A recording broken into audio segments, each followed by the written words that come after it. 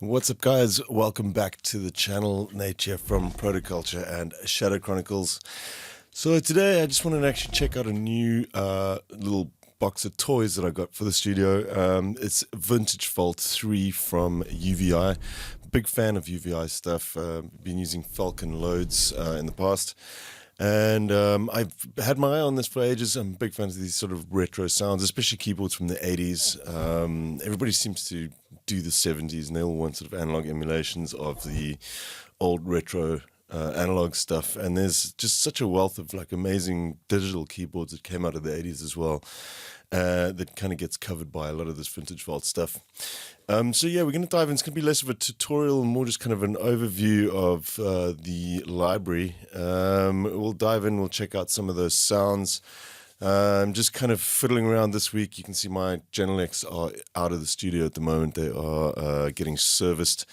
So I'm not doing any serious music writing, but we are just kind of making sounds and playing around with some of our toys. I think it's important to schedule playtime like that in the studio anyways, where you get to know your gear and just check out what it's capable of doing. But anyways, let's dive in. We're going to take a look at the interface and some of the libraries, and I'll just talk you through what UVI's Vintage Vault actually is. Let's check it out. Cheers.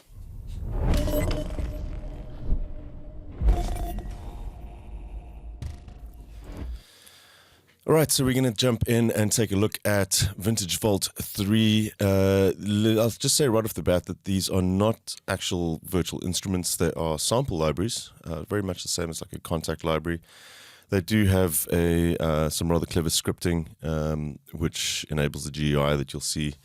And they do give you a fair amount of editability as well. But they are, in essence, just sample libraries. Quite a big one at that. There are around about 250 gigs to download for this. And they cover just a really wide range of old keyboards, specifically stuff that you won't see often in a lot of these sort of emulations and stuff.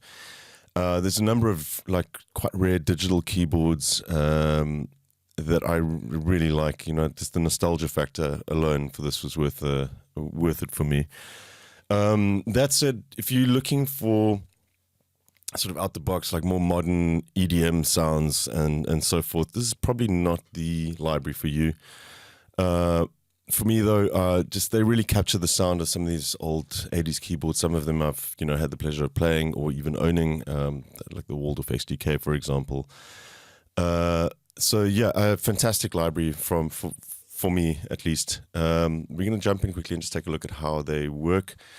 You can load them up in Falcon or in UVI's free UVI workstation. We're going to use that for starters.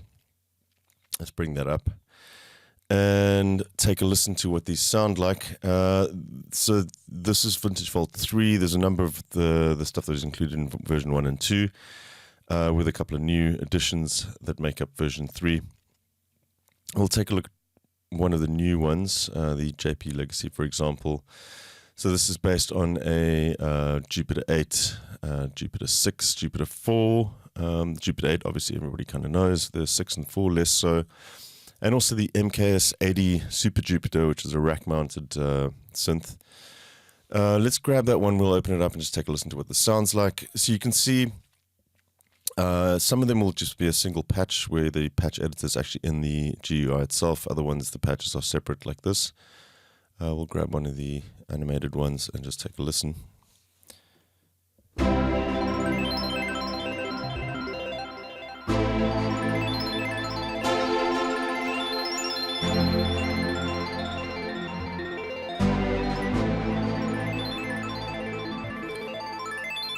So just instantly captures that sort of sound from the 80s. Very rich sounding samples. They're an absolute joy to play. These are some of the Predator patches in here.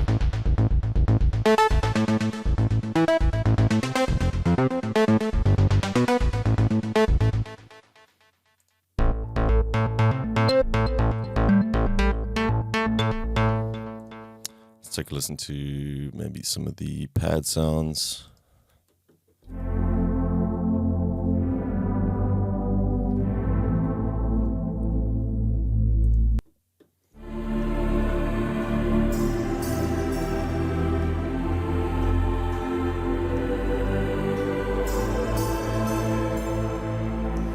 You notice as well that the file sizes are quite small. They use a lossless form of compression, but still sounds fantastic. I will also say that I have these installed on an SSD drive. I have a 2 terabyte M.2 drive in here for all my sample libraries. I would recommend that you get this onto an SSD. It's going to cut down your sample load time immensely. The same goes for any contact libraries and stuff. It's one of the best investments I've made as far as my DAW is concerned, is to have all of those libraries installed on a fast M.2 drive. It will save you a ton of time. Let's just quickly go through the GUI. They all kind of follow a similar setup. Most of them are made up by 2 layers. Some of them are a little bit more synth-like, can we say, where they've got 3 oscillators and they've actually just sampled the saw and square and triangle, what have you, so you can actually build patches a little bit more easily. And then there are a few which are just single layer samples as well, but all with this kind of GUI attached to them. So basically the sort of theme that follows through all of them is you have your 2 layers, you can disable them over here. You have this edit button which you can edit 1, 2 or both layers simultaneously. You have an amplitude envelope for each layer, you have a mod envelope for the filter, and then a choice of high pass, band pass, or low pass filters. One of the nice things with this as well is that they don't limit you to the player only. You can actually load this up in Falcon. And let's just jump back to, we'll grab one of the Prophet 10, which is also one of the new ones. In the edit page, you actually do have access to the entire patch. So should you want to change out a filter, just make sure that you have all of the samples selected so that you're in batch mode. You can actually change these out, edit your expander filter, for example. You can select your different filters. You can alter the effects, turn off the script processor if you want. You can add some of the new scripts as well that come with the latest Falcon update, like the Euclidean sequencer, for example. So it is nice that they give you this option to actually use these together. You can then layer these patches as well into a multi and have quite rich sounds. We'll come to that in just a sec as well. But let's just jump back into this one. You have a number of other pages at the bottom here. You've got the edit page. This one has some mod wheel assignments for tremolo, filter, and vibrato. The voicing, you can switch to mono mode. It has portamento enabled there as well. You have your pitch settings for each layer, octave up or semitones as well. Each one of these has a stereo mode as well. So we can, for example, if we just disable the pads, let's grab part 2 and we'll just change this to something else.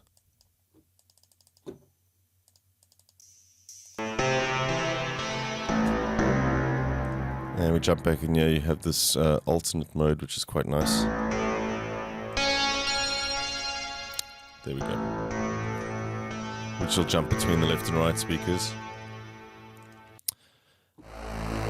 And moving from the edit page, we've got a mod page as well. This is a sort of a step modulator. You can smooth it out to sort of generate like more LFO-esque modulation.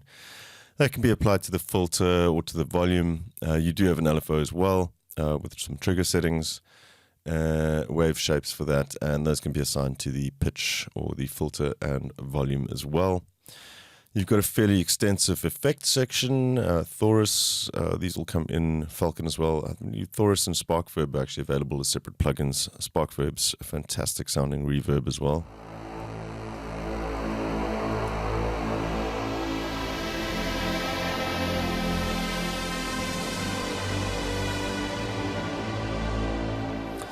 And you can actually, there should be from the Mercury Basics, we just select a bass stereo. You can kind of start building a patch from here, change the different layers. So some of them will be sampled with a filter, for example, here. You can also go and grab the waveforms themselves. 16 waveforms. We can just have a single waveform as well. I believe we have the unison turned on. There we go. So you can see there's a fair amount of editability as well. You can sort of build your own patches with these as well. Lastly, the ARP page, you have dedicated ARPs for the layer 1 and layer 2. So these are quite nice for sort of layering an ARP on top of a pad sound or whatever. And various controls here, the amount of octaves that it runs through, gates, the amount of steps and the speed. And that pretty much covers the GUI. You'll see we're going to kind of go through a few of these now and just take a look at how this translates across the different libraries. I'm just going to quickly jump into the one that is quite different, which is Beatbox Anthology. I really love this little library. It's a massive collection of vintage drum machines. You can go in here and we'll check them out. We have, I can't remember what all of these are, but there's like Lindrum, some of the digital ones, like the old Dr. Rhythm. I used to actually have one of these in the studio as well, ages ago. The analog ones, the CR, I think that's the CR77. Digital ones again. These are new ones that were added in an update. Some of these are slightly newer, like the Matrix Brute, for example, all analog drum machines, but like newer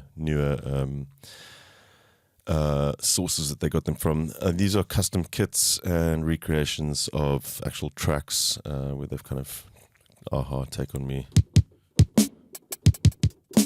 They've tried to sort of recreate the tracks from those old 80s tracks. Well, let's just grab a 707, for example, the Roland TR-707.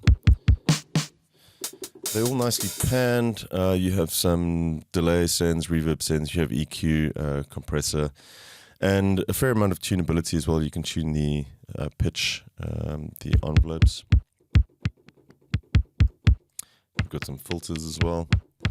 And what you can do is layer them as well, which is really nice. So let's take out the tops from our 707 kick, which is quite a thin little kick sound, and we can stick an 808 underneath that.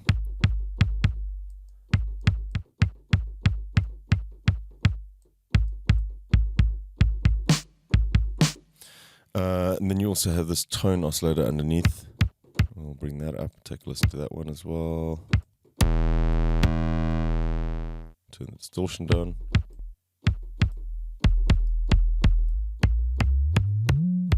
Which is quite nice for tuning your kicks as well. These pages apply to all of them, the snare drums, claps, etc. And then there's also a sequencer as well, which is quite nice just for auditioning your kits. You can select kit only. It'll keep the sequence.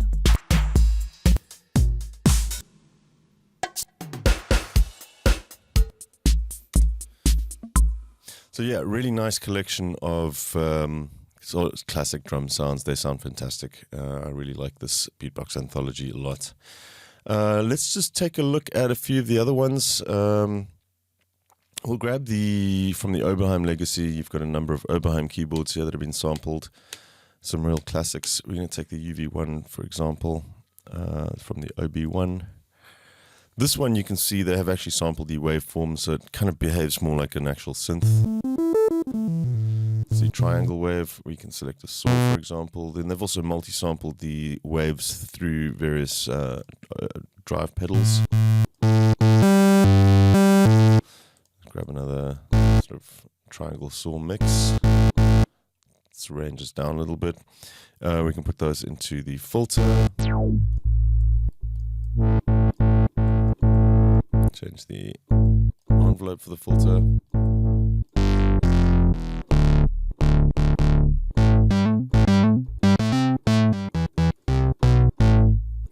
And then you have it. So this one kind of a little bit more like a synth, and obviously it's patch. This one has its patch assignments inside the GUI as well.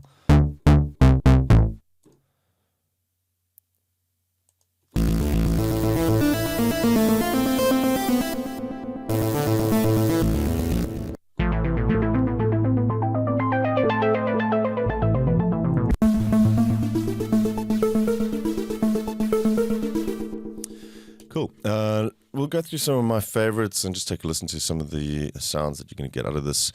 The Waldorf XDK, this is the Wave Runner. This one is an example of one that just doesn't use multiple layers at all. They all kind of sample straight off the keyboard, but they still sound fantastic as well.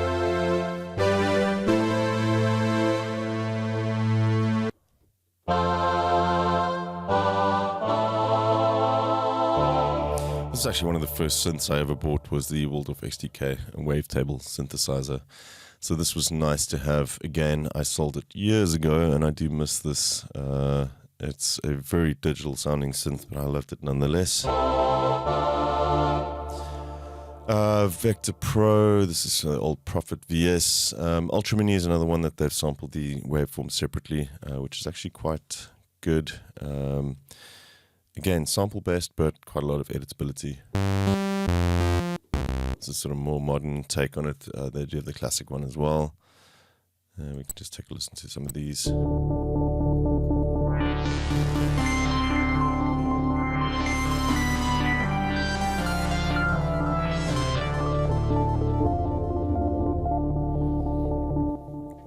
While we're browsing through these as well, let's just take a listen to what we can do with multis.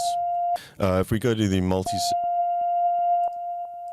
section, we'll set these to Omni. If you select number 2 there, we can, for instance, go and grab the string anthology. It's got a really nice bunch of sort of string machines, everything from the old Alka to the Roland VP330, a whole bunch of stuff in here. Sorry, not synth anthology. That is actually not included in Vintage Vault. We're looking for, let's go for strings. Let's do analog strings. So now we've got both patches playing at exactly the same time.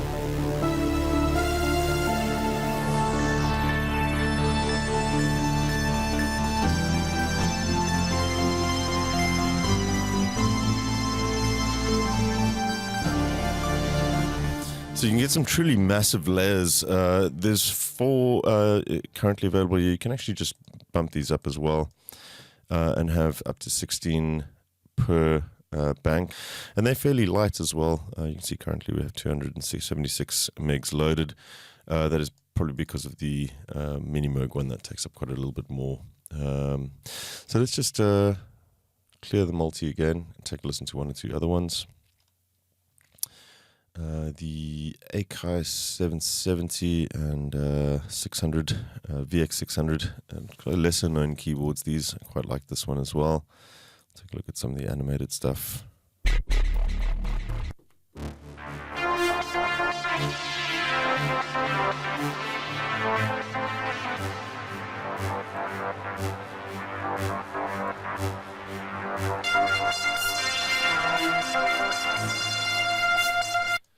We'll carry on going.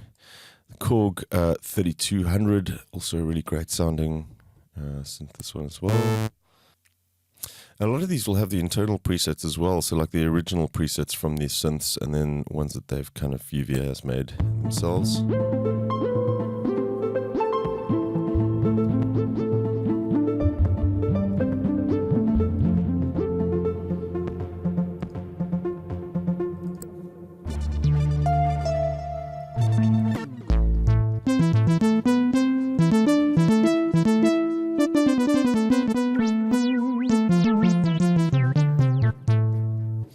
One thing that's slightly annoying with these is, understandably so, it's the same with Falcon as well. Because they're kind of modular, it's kind of hard to have host assignments for automation for all of them. If you do want to do assignments for automation, you have to right-click on one of the, kind of the same with Omnisphere as well. You have to right-click on one of the controls and then assign it to a host automation slot. And now hitting a right will actually save your automation slot for automation. The same goes with MIDI. You can assign a control to MIDI inputs as well. There we go.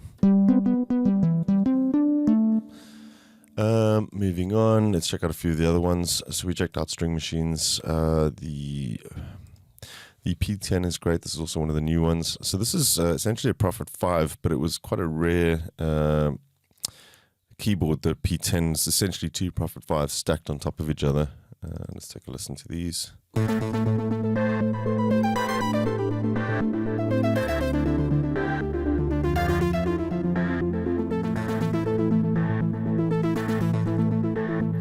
You can also stack additional effects on here. They've got quite a lot in the actual GUIs themselves, but you can add additional effects to this as well, should you choose. So, for instance, if you don't want spark verb, you can add some room in there as well, IR room.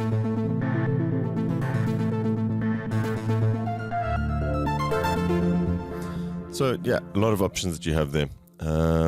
We'll look through some of the other ones. The Oberheim Legacy, this was actually since Virtual Vault 2. Some really great sounding samples in these as well. Let's see what else. And then a couple of sort of digital synths as well as digital sensations. One, version 2. This one, I always wanted one of these as well. The Additive Synth from Akai, I believe it is. I forget what the original name was called, but let's take a listen to this as well.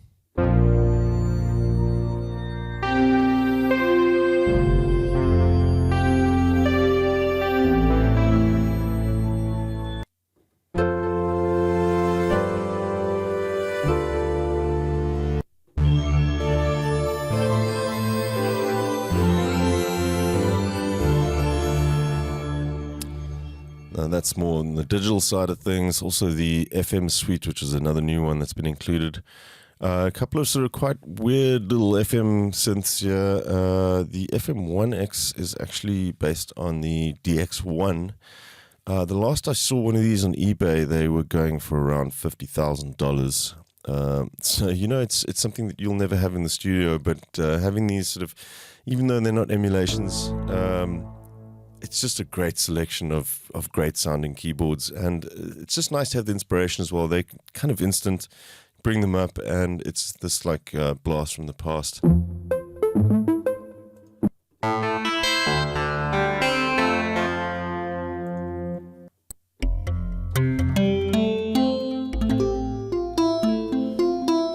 Sort of typical FM plug sounds.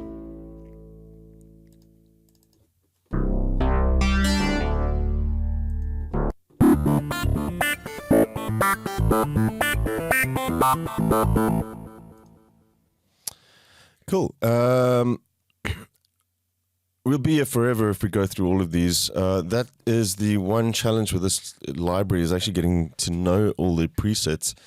There is a ton of stuff in here to go through, which is kind of what I'm doing at the moment, just listening to different libraries and checking them all out.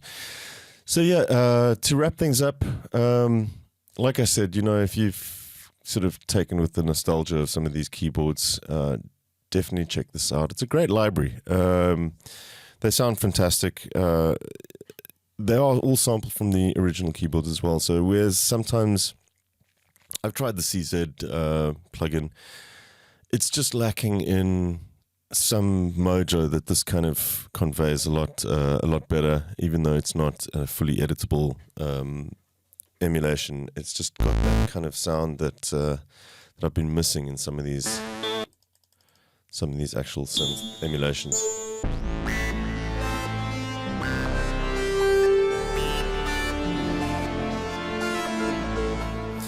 And the UVI engine is a great place to have them as well. I way prefer using the UVI stuff as opposed to Kontakt.